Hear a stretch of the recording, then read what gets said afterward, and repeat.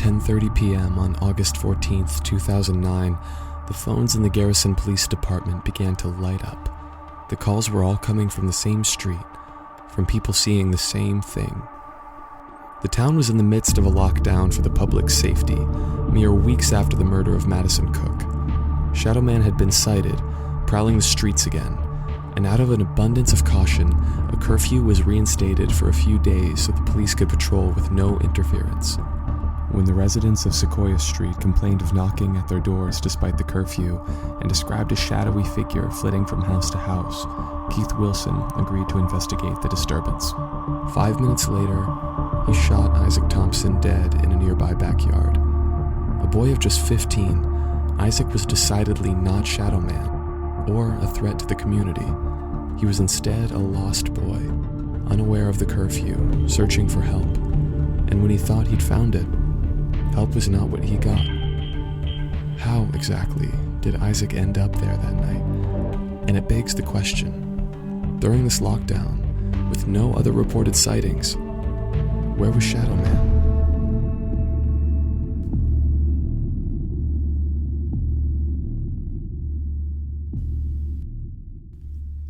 Welcome back to Strange Trails. I'm your host, Finn Mitchell. The death of Isaac Thompson has weighed on me since we first met with Keith Wilson to discuss it. It felt like a tragically mistimed experience for all involved, and I had mentally set it aside as a disturbing but settled matter. Omari, however, did not feel the same. He reached out to Isaac's mother, Ayanna, and asked if she'd be willing to sit for an interview. Their family had been visiting from their hometown of Richmond, Virginia, to spend a long weekend camping in the area. Ayanna, Nathan, and Isaac had arrived Thursday afternoon and set up camp a few miles south of Garrison. They'd stayed there, enjoying their getaway until everything went wrong. When Omari found her, Ayanna agreed to a video chat to discuss her perspective on what had happened all those years ago.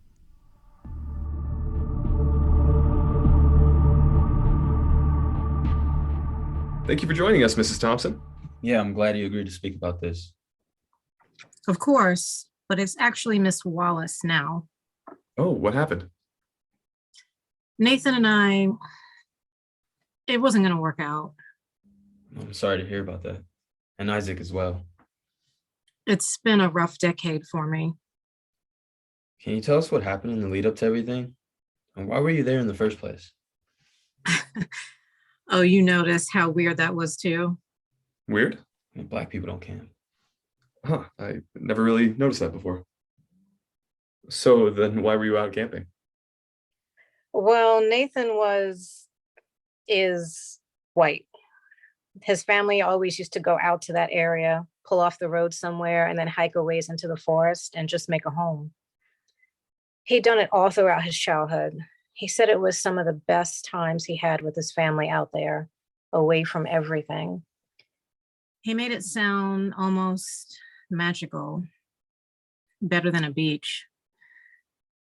Year after year, he'd suggested, and I'd say no, especially while Isaac was so young.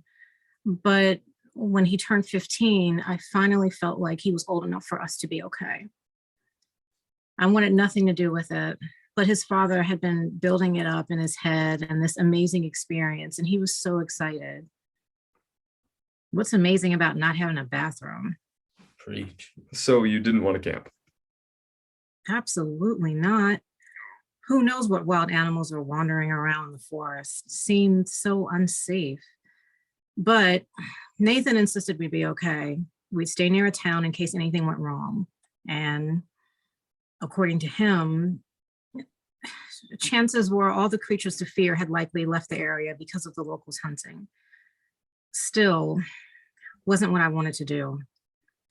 But we'd gone to Miami the previous summer at my suggestion, so it was his turn to pick the destination. And Isaac was on his side. So there we were, out fiending poverty as a vacation. The first night went fine. We arrived in the afternoon, and by 6 or so, we had found a nice little spot to settle and assemble the tent. That night, we huddled around the campfire, had s'mores, shared stories, and just listened to nature. It was honestly peaceful. We went to bed, and the next morning we woke up early. Isaac wanted to go explore, but I told him no. And while I was out gathering firewood later in the evening, Nathan told him yes. I was pissed, but Nathan had told him to be back by sundown, which was coming quickly, so he couldn't go very far. Though when sundown passed and there was still no sign of Isaac, I started panicking. We yelled his name out, trying not to wander too far from the campsite in case he arrived back there. But we never heard a response from him. The forest seemed to swallow our cries. We tried following his tracks, but they disappeared a few hundred feet from the campsite. There were a bunch of boulders nearby that I think he climbed on. You know how teenage boys are. They got to climb on everything. But somewhere after the boulders, he kept walking. We just couldn't find his prints. I didn't know what to do. The phones weren't working. Nathan wanted to go into town to see if anyone had found him. I didn't want to leave, though. What would Isaac do if he came back to an empty campsite? What time was it at this point?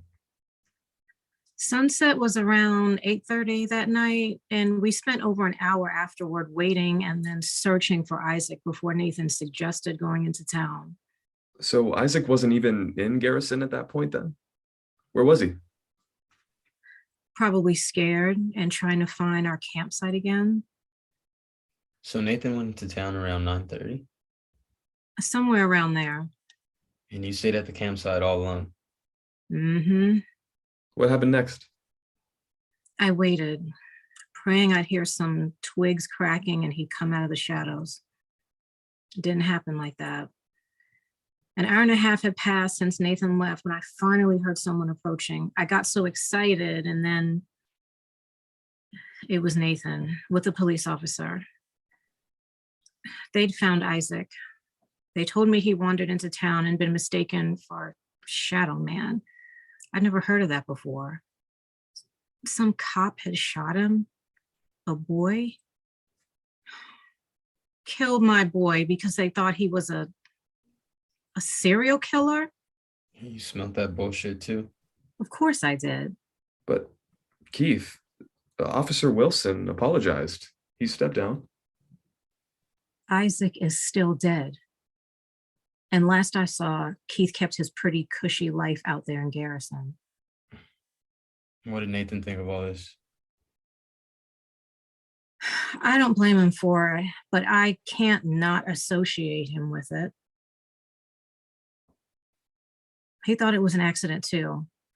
But when you have the experiences we have, you can't take anything at face value. And to be with someone who loved me, but still couldn't see my perspective, who still couldn't know what this is like. In those weeks afterward, I had a moment of clarity. Nathan could not be who I spent the rest of my days with. We had unraveled. So I left him. We thanked Ayanna and let her go on her way. I was glad we got to hear her side of what happened the night Isaac was killed. Such an unfortunate situation deserved to be explored from as many viewpoints as possible, to see what went wrong, and figure out how to prevent something like that happening again. When I least expected it, one more viewpoint showed up. Ava called me to meet up one morning, so Omari and I drove to Stanley's diner to meet up. Ava arrived with a familiar face.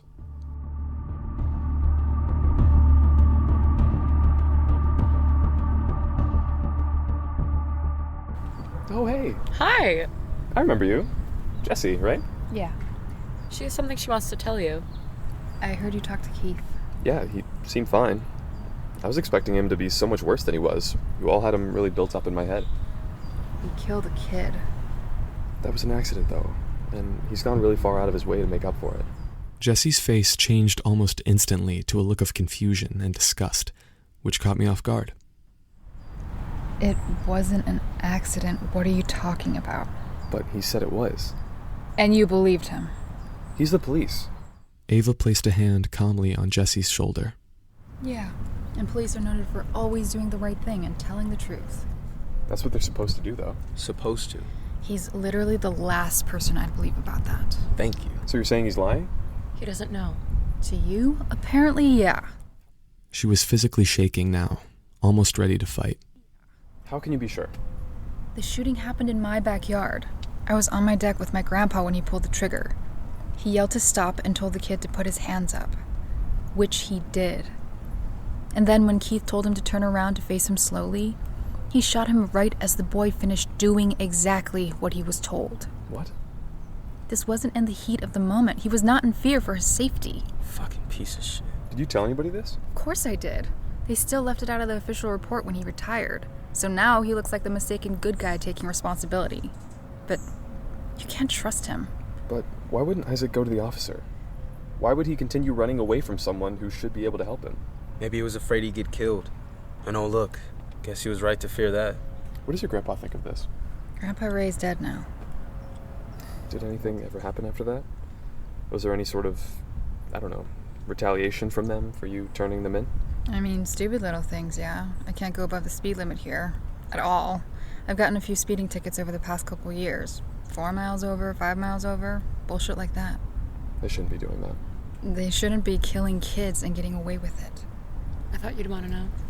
Yeah. Thank you for that. I'm gonna be honest. I don't know what to do with this information. Shadow Man wasn't there. It had nothing to do with him. You dragged me all the way out here because you wanted to find out what was going on in this town. That's what's going on here. Even if you don't get the big Shadow Man expose you were hoping for, there's this. You could do some good here. Why'd he kill Isaac? How am I gonna get to the truth there? No one's in his head, and he's already told us his answer. You think he's gonna be like, oh, well, since you've asked twice, let me break it down for you. It was racism? We can ask more directly. He was helping with the Shadow Man investigation, if you recall. And we already know the answer. It's disturbing and completely changes my opinion of him. But what is calling him out going to accomplish except burning a bridge we still might need? If we're going to make any progress with the Shadow Man... Fucking Shadow Man. A kid was murdered last week. Boys, come on. Omari, I'm with you. I get it. I don't think you do. But the only way we can get anywhere is by working with who we have available to us. And he's one of the few people willing to talk. I'm not hungry right now. Omari, come on. Where are you going? No one here has any idea what it's like to be me. And I've tried sharing my experience, but I guess we'll just have to leave it at that. Omari, please. And we had to eat at fucking Stanley's Diner of all places. Oh, shit. I'll go talk to him. What? We have more in common than you might think. Whoa. What was that? What was what? You saw. She just, she held your hand for a second. Is everything okay? I didn't want to bring it up, but you've kind of been avoiding me the last few days. I was glad you called. Yeah, can we walk a little bit? Yeah.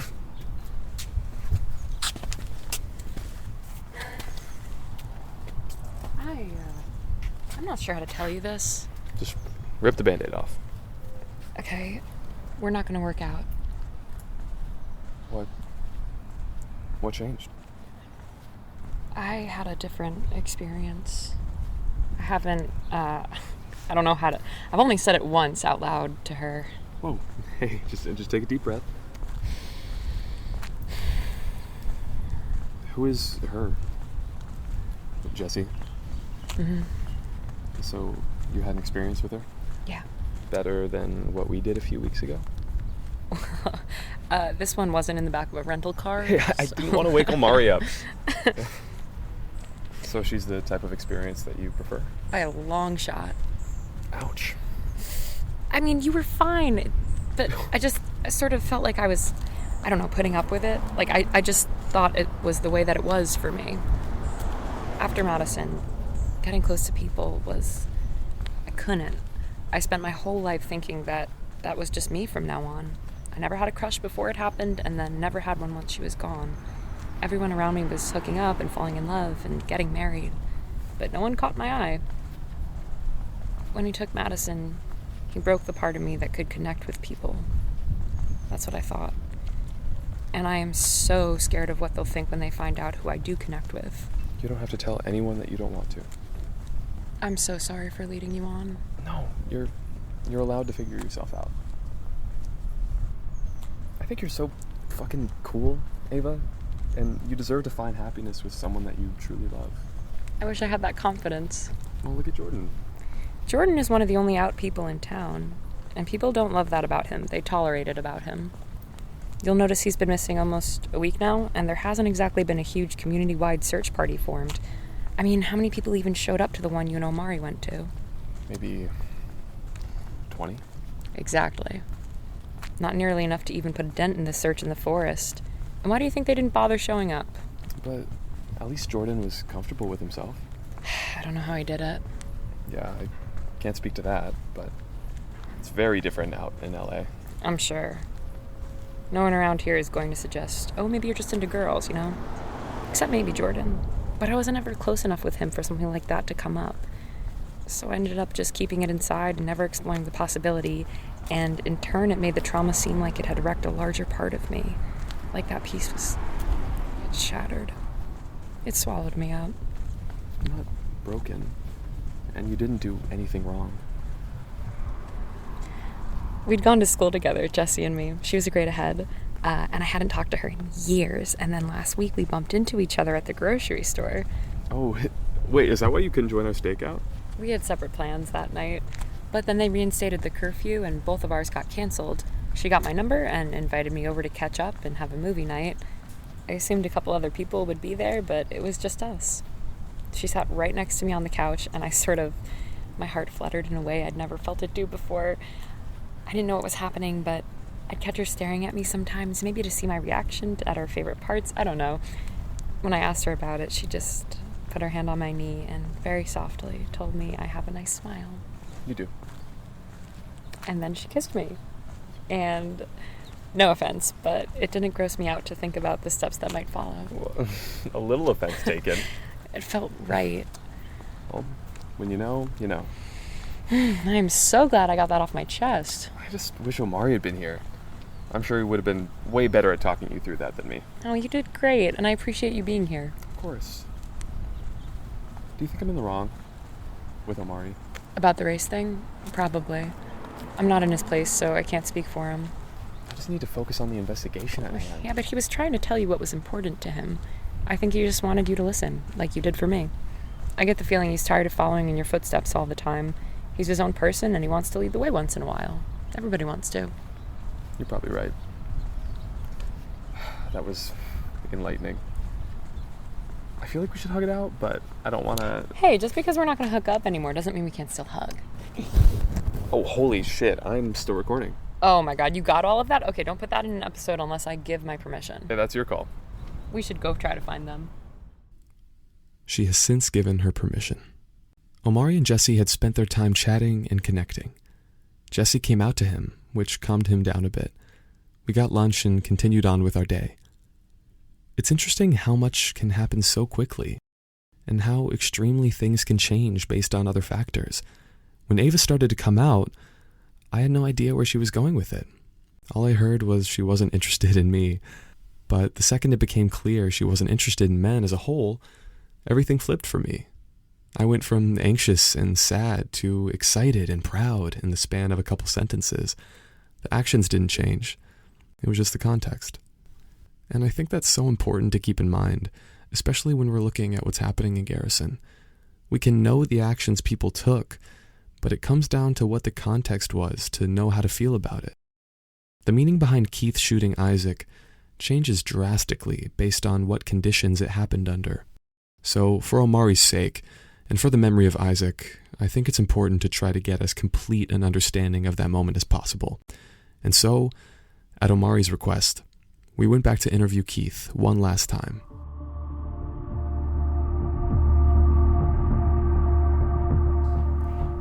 Welcome back, boys. Keith, there have been some new developments. About what? The boy you murdered? I thought you'd made some progress with your little Shadow Man investigation. We have. Yeah, we spoke to a source who says they saw you shoot Isaac. Jessie Abel, I assume. We're not at liberty to reveal our sources. She was on her deck that night. I know what she's been telling people, but I can almost guarantee I know something she hasn't been telling people. The reason she's an unreliable witness. She's very clear on what she saw. Of course she is. Over time, we all get certain about what we've experienced because we keep retelling ourselves the same thing, and then eventually, it's all we can remember, regardless of how it actually went down. Did she mention to you how many drinks she'd had that night? Drinks? Like alcohol? She would have been like 15 that night. It was the first thing the other officers noticed when they talked to her about what she'd seen. Words slurred and a distinct aroma on her breath. Okay. Well, who cares if she was drinking underage? She was at home anyway. It's not like she was a danger to anyone. Her parents allowed her to drink it. What kind of home would that be to live in? What kind of things must she have seen with a family life like that?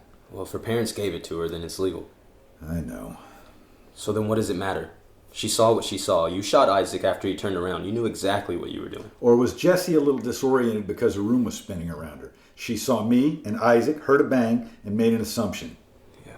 Well, you know what they say about assumptions. Makes an ass out of you. Your gut is usually right. Even if Miss Abel was correct, which she is not, the official investigation into it found I had done my job correctly. Because they didn't include her. Because she was unreliable. How convenient. But if you had done your job, as the report states, why did you retire? I did do my job, but I didn't want to cause a scene. I didn't want prolonged turmoil and distrust in the town, upending all of the public good we as a police force had done. So I chose to step down to allow the community to heal. Yeah, what a magnanimous gesture. You don't have to believe me, Omari, and at this point, I don't expect you do. But maybe the people listening will be able to see things from my point of view, and maybe they'll be more interested in the Shadow Man investigation you claim to be doing rather than the hearsay about an accident that happened over a decade ago. I don't even see how any of this is relevant. Investigations take in as many pieces of the puzzle as possible to get the fullest picture before they start drawing conclusions. You know this. Yeah, and they don't usually smear a good man. A good man? A good white man, you mean? Do you have any more questions for your Shadow Man investigation? This happened during the lockdown because Shadow Men have been sighted. Now, I don't understand how you can possibly argue that looking into this is completely unrelated to the investigation at hand. Were you confused about what you saw? Based on what you said the first time we met, it sounds like it. So why would we take your word now at face value and then treat Jessie as if she's just some ditz who was so hammered she couldn't tell which way a person was facing? I have apologized for Isaac's death. I don't know what you want from me. What we want to know is what your mindset was when you pulled the trigger. I've told you already. Did you act in malice? Only you can tell us that. You're asking if I'm a racist? If the hood fits. I would have shot anybody in front of me that night. The town was on edge and people were scared. Isaac happened to be black. That's it. There's nothing more to it. I'm sorry, you would have shot anybody?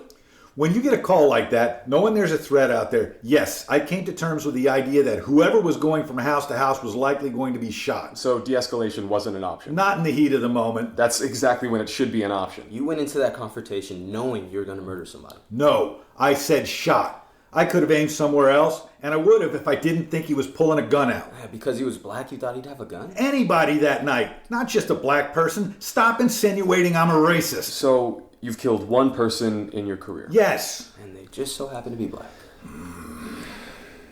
Okay. I don't think we're going to get any further going down this path. Something else, though, has come to my attention recently. Last week, Cameron Finley died of an overdose. Did you know him? No, I didn't. Do you know what he overdosed on? Keith shakes his head. Fentanyl. We asked around a bit. Of course you did. Look, he was a troubled kid. Had a tough life. It's just how things work out sometimes. He went too far one day, and now here we are. Wait, I thought you didn't know who... I didn't, personally. But he'd had a few brushes with the law over the years. We'd all heard the name. I went and looked through the town records. He's not an isolated case. Overdoses seem to be a very serious issue here. Welcome to rural America, son. There are around 6 or 7 overdose deaths a year in Garrison since the early 2000s. What are these people getting up to here? It's tragic. You think I don't know that? Well, it almost seems worse than the Shadow Man stuff. Except there should be an easier fix. And what's that? Find who's selling it. It's got to be coming from somewhere. Yeah, probably China. There's no way of stopping that. Right, but someone in town has to be selling it. Shouldn't the police be looking into this? I haven't been on the force in over a decade. But while you were... I promise they were very concerned about it. I know we don't want to believe anything I say today, but they were looking into it. And what did they find? Nothing I heard about. There wasn't a doctor overprescribing pills or something? We looked into them. They all checked out. So then where were people getting these drugs? Other towns nearby, most likely. And they got theirs from cities nearby, and they got supplied from different states, and then cartels in different countries. It's all very murky and hard to follow to wherever it begins. We as a town didn't have the budget for an investigation of that caliber, so we handed it off to the DEA to let them do their job. What does this have to do with Shadow Man? Nothing. It's just been on my mind lately. People are dying of very preventable circumstances. Maybe this town needs a Narcotics Anonymous chapter, something for people to deal with all of this. There's a serial killer stalking the town. Kids play games based on him. There's a goddamn children's rhyme about him. The town is far more focused on what is happening with Shadow Man. And, unpopular opinion here, if they want to relax a little bit, maybe we can let them. There are ways of doing that without accidentally killing yourself. Supervised injection sites, for one. Yeah, right. Who's going to pay for that? I think we're about done here. Okay. Sure. Omari, good talk. Yeah, don't try to shake my hand. I'm just being polite. Polite is not what you're being. We can be civil, son. Oh, Cameron's mom just emailed me back. Miss Finley? She said she's down for an interview. Why are you trying to interview her? Her son just died. Of an overdose. Yeah, on the same day Shadow Man killed a kid across the street. Is that just a coincidence? Is there anybody's business that you stay out of? They're a grieving family. It had nothing to do with Shadow Man. Yeah, I'm sure they'll confirm that. But we have to explore everything if we're going to be positive we did a thorough investigation. You don't understand what you're doing. Yeah, we're investigating. We were out the door not long after that, knowing Keith likely would not sit for another interview with us. I made my peace with that. Next day, I reached out to Jordan's mother, Tammy, to see if she'd sit for an interview. As Ava had mentioned, her son had been missing for nearly a week with no new information on his whereabouts. I was curious to see what she recalled about the day he disappeared, since she was the last person to see him before he left for his date with Omari. She agreed to meet that evening, but made it clear she wasn't sure what new information she could offer.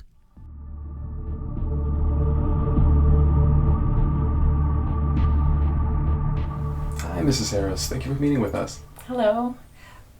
Good to see you again, Omari. Yeah, you too. Please, take a seat. Thank you. Sure. You have a lovely home. It's a lot more upscale than I expected, I have to be honest. Thank you. Bryce does well for himself. So, what do you remember about the day Jordan left? He was on his way out in the early afternoon. He mentioned a date, so I figured that's where he was heading. He said bye and then walked out the door while I was doing dishes. I didn't even know anything was wrong until you asked if I'd seen him. I feel like a terrible mother. He's been burying himself in work to lose his son so suddenly, and after Devin, at least then we knew what happened. We had answers. But Jordan just vanished. And what does your husband think about Jordan being gay? Oh, he had a hard time at first, obviously. We all did. I could tell Omari was holding back with his comments here, and I appreciate that he did. I came around a lot faster, but more recently, Bryce has been striking up conversations with Jordan again. Were they not talking before? Well, things got a little testy when Jordan came out. I'm sure you can imagine. I can't imagine, actually. No, my family told me they loved me and gave me a hug. Well, it's a different world here. That's not part of the norm, and to be clear, I totally accept him. And I think you two would make a cute couple, actually. If they could find him. Have the police told you anything yet? Any leads that they're following? Bryce is a deputy, actually, and still we've learned nothing. The most I've gotten was Angela's daughter Meg seeing him walking into the forest a few blocks away. The forest? Who are Angela and Meg? Angela's my friend. She lives out on Elkhorn Road. Elkhorn Road runs along the southwest corner of Garrison, right beside Mill Creek as it starts to expand outward and become very shallow and easy to cross. Yeah, he walked into the forest right after the last couple houses on the street. Was he with anyone? Did they tell the police this? He was alone. And I told them to pass it on. I called and told the police myself, just to be sure. So he might be lost in the forest somewhere. He knows the area, though. I can't see him just getting lost like that. And to wander off alone? What was he thinking? I've got no updates from the police. It's killing me. I just want to see him again. Can you think of any reason why he would go into the forest alone? He used to do it all the time as a kid. And then the murders happened and I told him to stop. I just don't... It sounds crazy, but I hope the hermit didn't find him and do anything. The hermit? Yeah. The hermit? Like as in the same person people think started the fire and stole Margaret Lee? Mm-hmm. Wait, so it's a real person? Of course. We didn't just make him up. Okay, so why didn't the police arrest him, or at least bring him in for questioning if people thought that he was the person responsible for all of this? I don't know, maybe they did, but last I heard, he's still out there. So everyone in town just knows there's a hermit living out there? Does anyone try to help him? I don't think they know. I think they hear rumors about him. But he's hardly ever around this area. He likes his space. Have you ever seen him yourself? Mm-hmm. Once or twice. Usually just on the edge of town. He's never done anything to me. But I don't know what he's capable of. Where does he live? He lives anywhere he wants. Hey, Finn. Do you think that's who we saw talking to Robert? Oh, he did sort of come out of the woods, yeah. Yeah, and he looked like he lived there. Can you describe him, Tammy? And that's when the battery in the recorder died, but Tammy mentioned gray hair and dirty clothes. Normally, I'd apologize profusely here for letting something completely unprofessional like that happen, but the lights in Tammy's house went out simultaneously. We had changed the batteries in the recorder out the day before, and it was working fine for everything you heard earlier in the episode. Plus, we brought backups with us. We paused for a minute and swapped out the batteries, intending to continue talking in the darkness, except this time, the recorder wouldn't even turn on. It was clear something was wrong, which is why, in a last-ditch effort, we pulled out our phones and started recording with those. I'll note the room was silent, but this is what each of our phones picked up.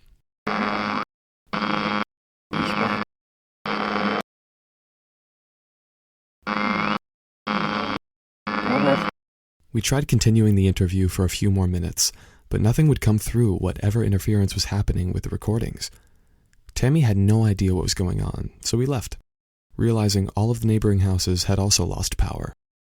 A few streets away, the power was on and the homes were lit as if nothing had happened. Perhaps, we thought, a circuit shorted and Tammy's street lost power. Except that wasn't right, because half of it didn't. Just the houses closest to hers. Back at our motel, we put the clips in the audio program. While I thought our phones had each recorded the same thing, when Omari lined them up, we discovered the muted portions of each recording were filled in on the opposite one. Both of our recordings layered together created a continuous clip. Here's what it sounded like.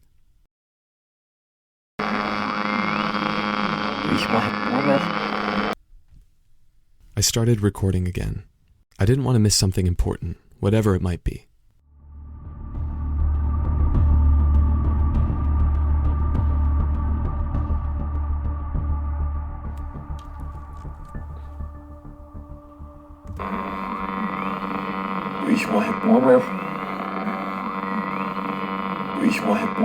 Is it interference? I'm so confused. Maybe. Who knows? Does that voice sound familiar, though? Now, who do you think it sounds like? I don't know.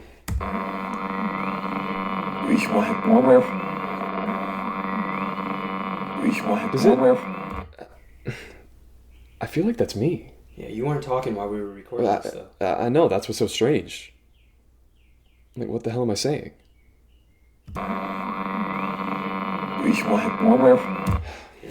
Let me try something. Try that. Okay. Prayer won't help you. Whoa. You figured it out. Prayer won't So help fast, you. too. Damn. Prayer won't help you. Okay, that's definitely my voice, right? It is. Prayer won't help you. I've never said those words before in my life. How is there a recording of me saying them? Prayer won't help you. Prayer won't help you. Okay, this is too weird. Wait, do you hear that? What? What is it? Oh my god, it's out there. The van, it's just idle. What? Are you sure it's the same one? Yeah, that's it. What do we do? Should we call the police? Oh yeah, I'm sure they'd love to help us. After talking to Keith. They won't know it's us calling. There's 2 people in there. I can see a little bit through their windshield. Do you think they're watching us? That van showed up just a few days before Jordan disappeared. Now something's going on. I'm going out there. Omari, don't. You don't know what's in there. How else am I gonna find out? We should talk to the police. And you're always so cerebral about this shit, Finn. Now sometimes brute force is the only answer. Omari, what the fuck? Hey! Get back here! Hey, where's Jordan? Fuck. Oh my god. Omari! It's that caller again. Hello? Who is this? The fire. If you want to know about it, I can tell you. Alone. Hey, what's happening? Shh. Tomorrow, 10 a.m., Mill Creek Bridge. Okay. Do you have a name? Fuck. What'd they say? They can tell me about the fire, but I have to meet them alone tomorrow. Mill Creek. I mean, obviously you're not gonna do that, right? That's begging to be murdered. I don't know. He wants to meet in public. Finn. We need answers. Yeah, from people who tell us their name. I don't know. What the fuck is up with this town? It's a fair question at this point. So much happened so quickly. It was hard to process. The audio issues, the white van, and then the call. Whatever was going on was going to take more digging. And as far as the death of Isaac Thompson, we may never know what was going through Keith's mind as he pulled that trigger. But what's become quite clear is he will twist the truth to never view himself as the oppressor. And maybe that's something most of us have in common. Admitting we're the monster shatters the illusion of victimhood so many of us relish. If Keith knew who he was shooting, how would that not color the way the residents of the town view him? So perhaps, as a defense mechanism, he resorted to the hearsay line he'd been offering about Jessie. There are different degrees of monsterhood. Not all of us are tearing at the seams of society with our actions. Sometimes we're tearing at the stitches of a friendship. Someone who trusted us to be there for them when they aired their grievances and found out too late we hadn't been following along. The beauty of that, though, is it's reversible. If you give them space to talk through what's eating at them, listen to them, you can find your relationship stronger than ever. As such, this is a long way of saying I'm sorry to Omari. You're right. So often you're right. And when you feel something in your gut, I appreciate that you stand up and make note of it. That's the thing about human nature. We know when a situation's wrong. We can feel it. We know we should stop and turn back. We can even want to do those things, but then curiosity worms its way in. What are you missing out on? What aren't you seeing? What answers aren't you getting? So, we continue forward, knowing every step could be our last, but also that we will finally fill in the blanks. Next time, on Strange Trails. Well, I'm glad you're coming forward then. I don't know how he got it. I said get out. I think we found something. Strange Trails stars Matt Winton as Finn Mitchell, Domenic Kim as Omari Mason, and Ashley Every as Ava Cook. Additional performances by Veronica Kim as Jessie Abel, Jimmy Bacon as Keith Wilson, Wayne Grant as Mel Voice, Kimberly M. Gideon as Ayanna Wallace, and Gena K. as Tammy Harris. Created, directed, and edited by Colton Woods. Script supervisor, Fernando Collazo. Special thanks to Katie Joyce and Courtney Woods. Follow us on Instagram at Strange Trails Podcast, or visit us at strangetrailspodcast.com for more info. If you like what you hear, ratings and reviews really help the show. Strange Trails will return in Grave Encounters.